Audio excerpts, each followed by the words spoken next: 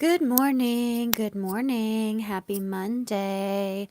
Today I'm going to be talking about the end of the world. Doesn't it feel like it? Because it is. But whenever we talk about the end of the world, I think there's a lot of misconceptions. So I want us to conceptualize it in a different way. So when we talk about the end of the world, we are often referencing revelations, we're often referencing a biblical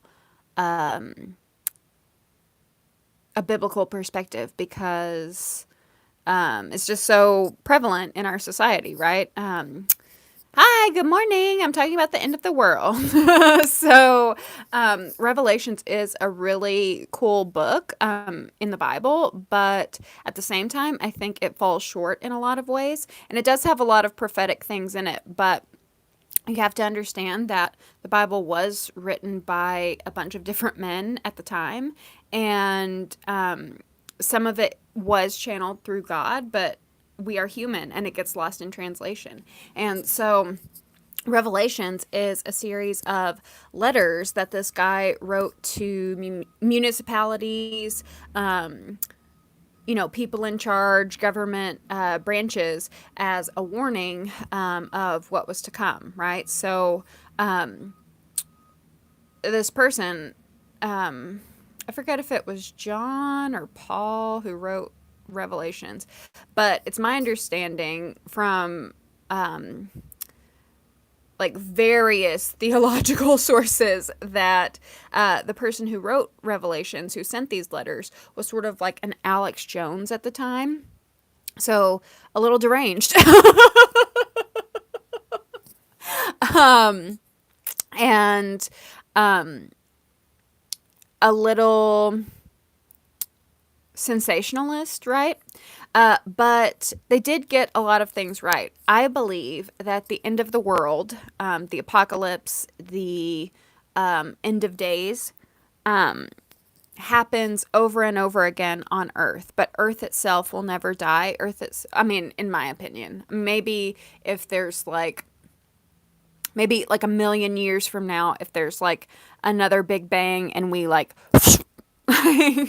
squeeze in on ourselves and then bust again.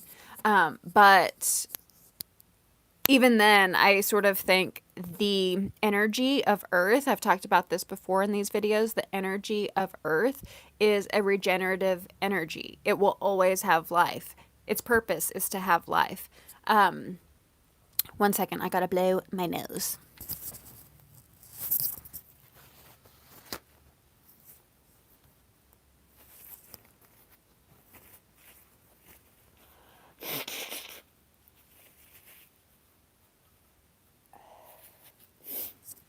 Thank you. Thank you. While I do that. Um, I have talked before about how right now we conceptualize Taurus as it being ruled by Venus, like Libra. But some suggest that Taurus is actually ruled by the Earth, and we just don't recognize that because we live on Earth and we sort of see things outside of ourselves, right? But if we conceptualize Taurus as the Earth, as Terra, then it makes so much more sense because Taurus is a sign of materializing things into your 3D reality, into physical form. And there's no other planet in our galaxy that can materialize things into physical form other than Earth, right? So Earth is never going to die because it's always materializing. It's the place in this galaxy to materialize our physical desires, to materialize our source, right? Our source is our consciousness, the dreams that we have, the visions that we have up here, and then we are on Earth to materialize that imagination, that thing in non-material form into material form. So, when we talk about the end of days, it might be the end of days for a lot of humans, but as far as Earth goes, I don't believe that it will like self-destruct anytime soon. We do get, well, I'll get into that.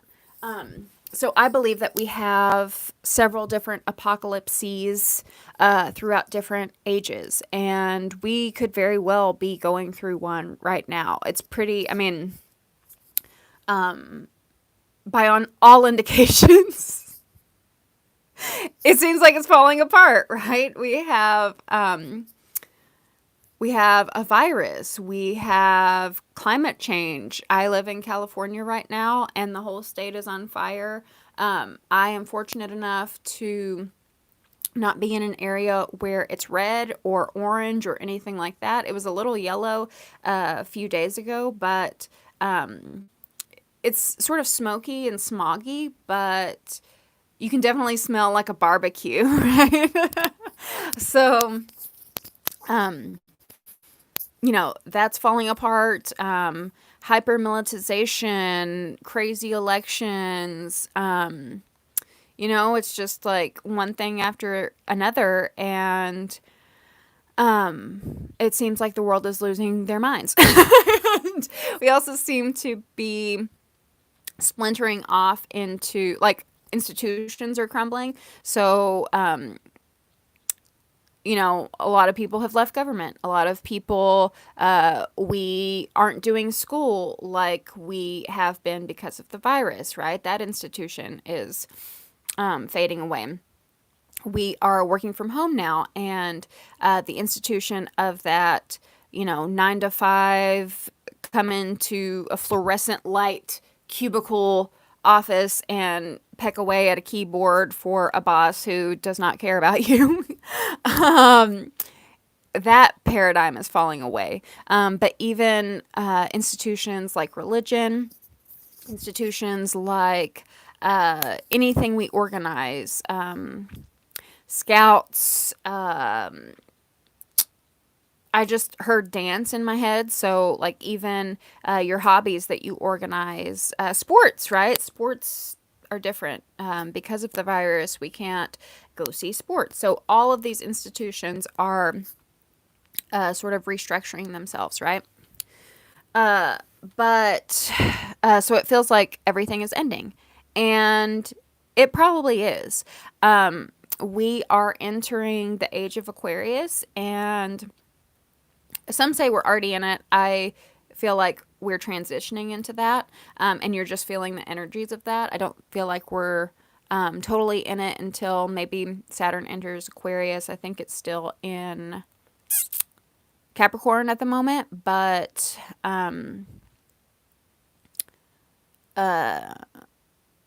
it's retrograde, right? I know Pluto and Jupiter just went direct, but Pluto and Saturn and Jupiter are all moving into Aquarius, and I think that's going to usher in the new age of the age of Aquarius. So whenever one age ends, another age has to die. So that is the end of the world, right? That is an end of an era. And that could mean physical deaths for people, because those people, those lives, they can't adapt to the new paradigm, right? They cannot ascend to the new ways of living. So their time on earth has to go, right? We have to make room for the new age, for the new, this new awareness of our new world. And even if,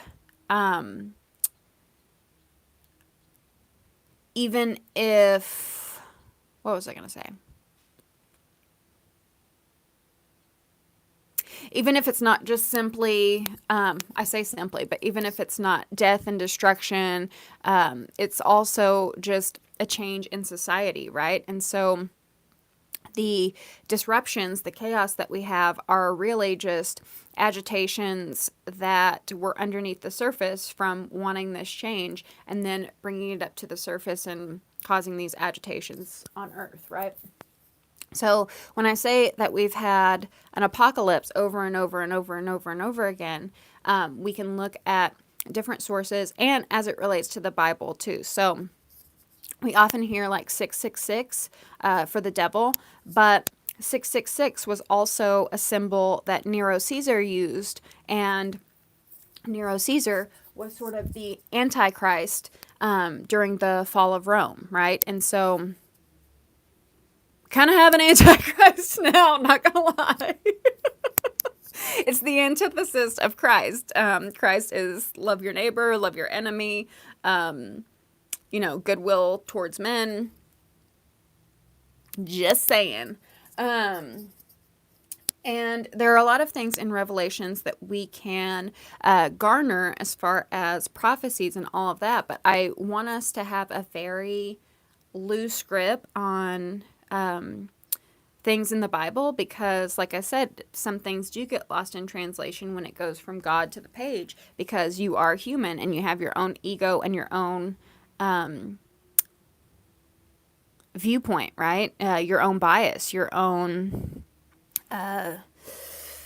motivations, right? I think a lot of the Bible, it was taken from different stories, different creation stories, like the Sumerian creation story,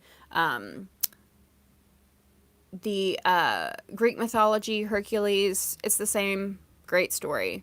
Great story is Jesus. Great story is Harry Potter. Great story is the great story, capital G, capital S, is Luke Skywalker in Star Wars, Harry Potter, anything like that. Any chosen one who has to make a sacrifice. That's a pretty common story format, and the Bible sort of piggybacked off of a story that has been told over and over and over again. Even the creation story was a story told over and over and over again, and the Bible just interpreted it in its own way. The Great Flood. But with the Bible and its interpretation, it also, had its own motivations, and I do believe that as it got translated over and over again, it became more and more patriarchal.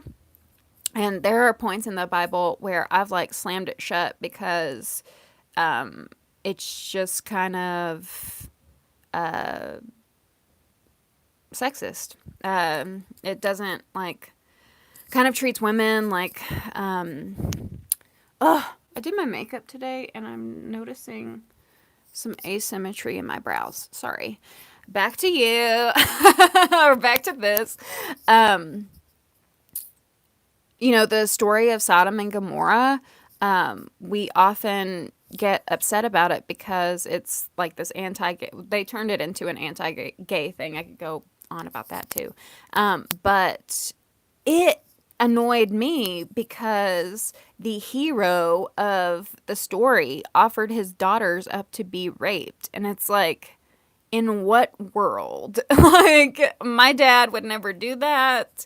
No, good father would ever do that. So it's things like that that really annoy me, and have caused, patterns of women being kept down, right? And it's not just women. They use it the Bible has been used for racism. It's been used for a bunch of different things, homophobia, all sorts of things. But it does have some great messages in it too. I do love the Gospels of Christ.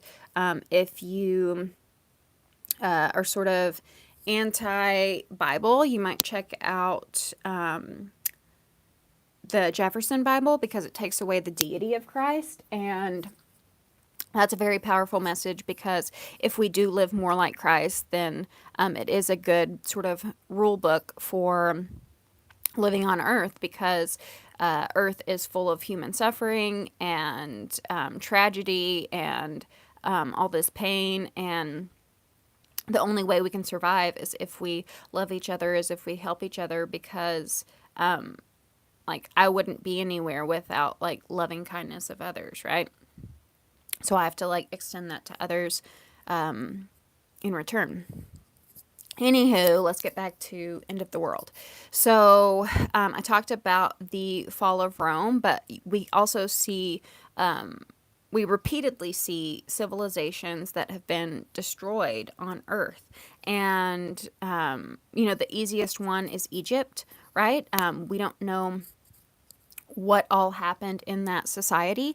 And, some would say we have amnesia, like it's a civilization of amnesia because we only have, the written history of that. It looked like it was an advanced civilization, but we have limited, it's still a mystery. We have limited information about what took place. So, also Atlantis, I believe that the city of Atlantis did really exist. Dolores Cannon, she has, she just passed away, but she is a spiritual teacher, and a lot of her views on death and the afterlife are things I really agree with, and like what God is really resonate with me. But she said that something I'm still like thinking about and processing is she said that the reason the city of Atlantis sank into the ocean is because Source was, they went against the natural order of Source, and they were trying to create animals, like hybridize animals. So that's where we see like mermaids and, things like that. Maybe mermaids do actually exist, but the hybridization of those two animals went against nature, went against the like laws of nature. So that was like the punishment. So it's just something interesting to think about. But it could be a number of things. And we're kind of doing that now in some ways, like because we are so selfish and we can't like get rid of factory farming. We can't just have like a normal amount of meat. I'm not even anti-meat, guys. A lot of spiritual leaders are vegans, vegetarians. I respect that. I'm mostly pescatarian. I'm like on the verge of being full pescatarian because like when you did go through these ascension processes, I will admit like your tolerance for fast food, processed food, meats and all of that, it hurts me. Like it's not like a fun experience for me anymore. So I might go pescatarian. I wonder if I could ever go full vegan, vegetarian.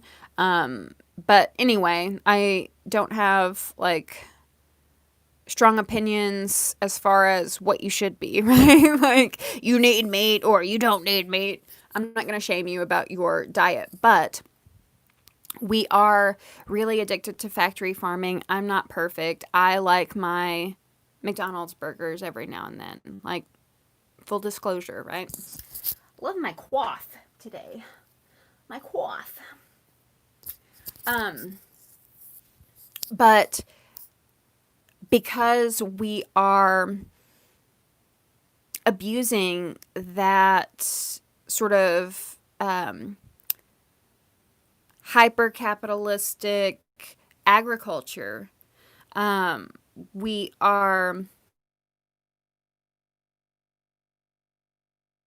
I'm gonna like every time my alarm goes off, it messes up my sync in my voice. So the sound is going to be different than my words right now. But it'll catch up, I think. Factory farming. So,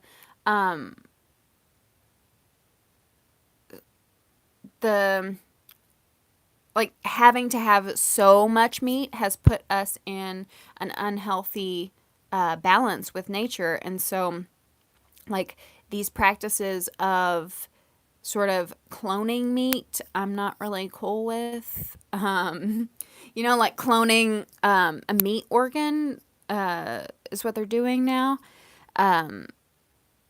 Cloning hamburger meat, no. No, no, no, no, no. No. I don't want that. I don't want that. I would rather just eat like an Impossible Burger. I would rather eat a veggie burger or no burger at all, or, only have burgers every now and then instead of every day. We do not need to be cloning meats. No. So things like that. But, Atlantis and ancient Egypt is one of two, but we could have had other societies. I'm sure there's a lot of historians who could school me on even more, right? But it's my belief that the apocalypse at the end of days happens over and over and over and over and over again on Earth. And it doesn't even mean the eradication of all humans either. Like I said, Earth will always survive. Like, Earth goes through ice ages, right? It goes through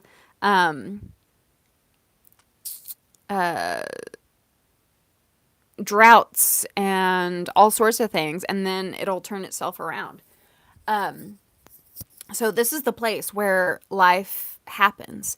But I believe if we take things too far, if we're not connected to the earth itself, then the earth will purge us. And I believe this end of days is purging people. It could purge me. It could purge you, right? And I'm not fearful of that because I will go wherever I go. But what I will say is, during these times, I feel like panicking about end of days, complaining about the end of days is not the way to go. What we should be focusing on is the new earth that is being formed, the new paradigms that are being formed. So yes, there will be an end. Rome fell, but there's also a new Rome, right? Rome still exists. It's not the Rome that it was back in the day. It has ruins, but it's a whole new Rome. So while the systems that we've been comfortable with are crumbling, we also have an opportunity right now to create a whole new, better world. So if you see destruction around you, this is not to say, like, ignore what's happening, ignore the news, anything like that, but don't put yourself in a tailspin of the world is going to shit, or like our democracy is going to die, or anything like that.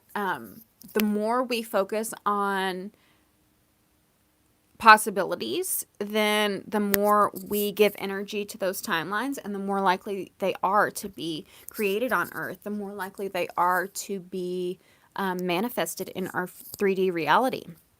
So what I mean by that, let's say you are, you know,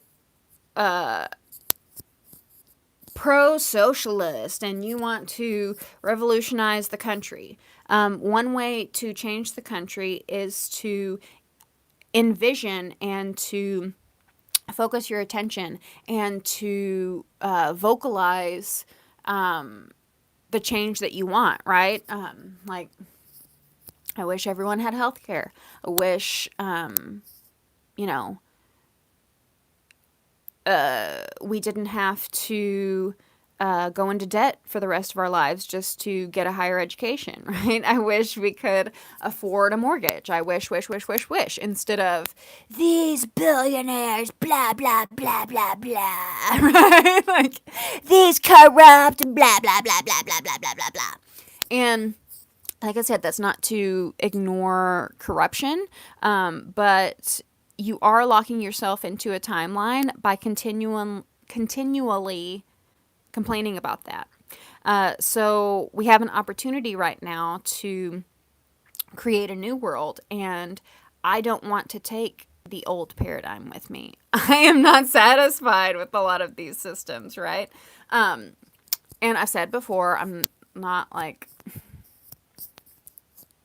It doesn't matter. But, it doesn't matter what you want to change, really. Let's say you are a conservative and you are concerned that there's no prayer in school, that God has been taken out of every institution, and that people are losing their values. To a certain degree, I would agree with you on that. I still believe in separation of church and state, but I do believe we have strayed really far from our values.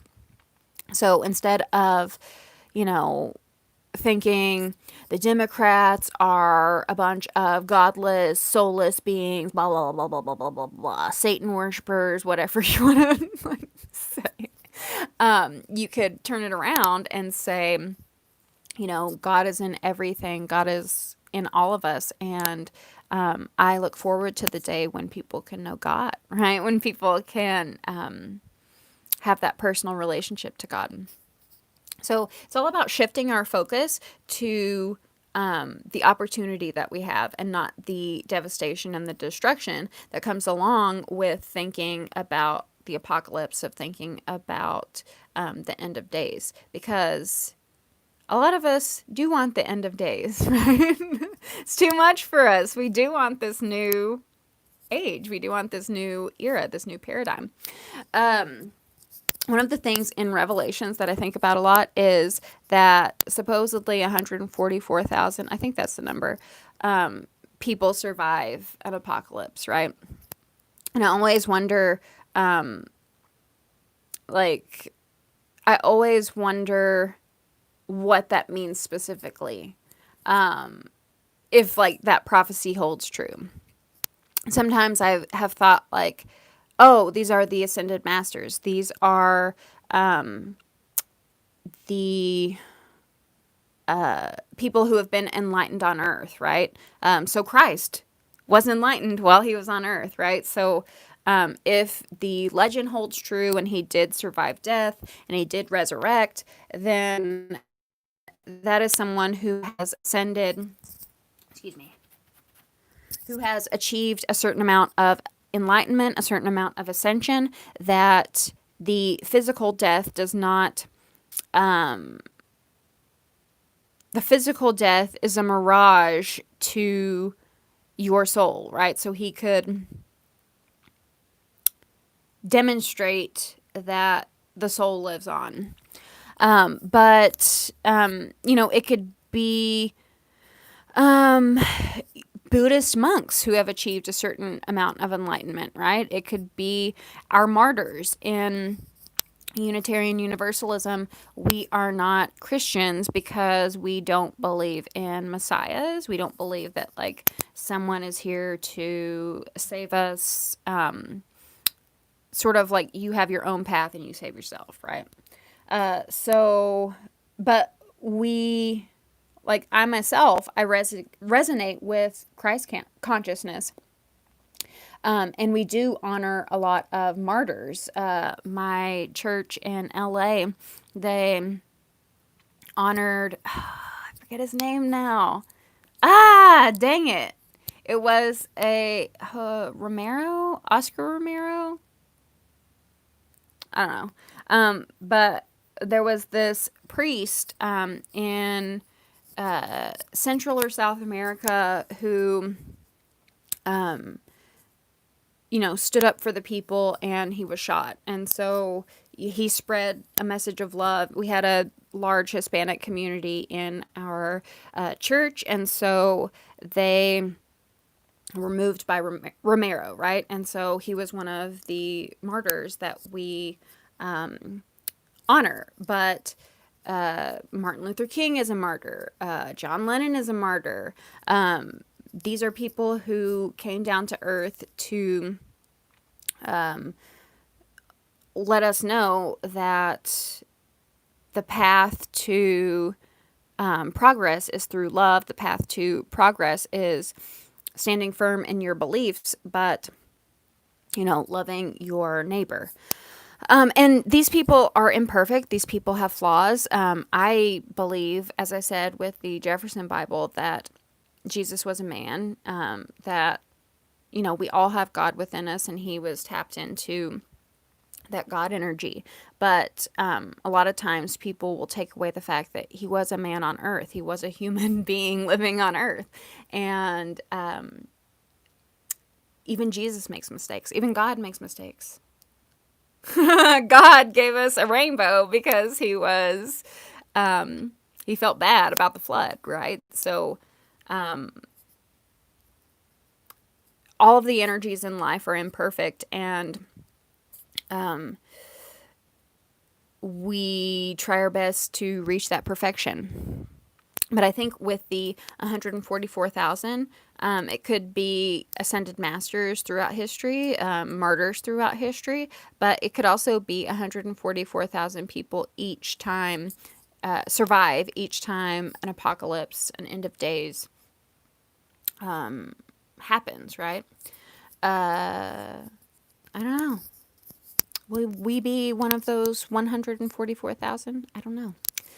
And everyone conceptualizes this differently. There was a Jehovah's Witness that talked to me at the bus stop once.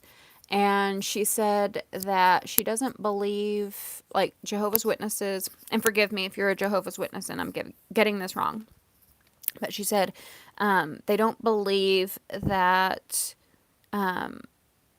most of us will go to heaven. But what we can do is create heaven on earth. And I thought that was a beautiful way to interpret that, right? I still, take issue with sort of this like guilt and shame, like you won't go to heaven. But to create heaven on earth, that was a very beautiful thing. But it was a way to, instead of being doom and gloom about the rapture, being doom and gloom about the end of days, it was a way to think positively about it and say, we're here now, and we can create a harmonious life here right now, and let's try. Let's all try to create heaven on earth. So yeah, end of times. Thank you as always for listening to me. I love you very much, and I will see you tomorrow.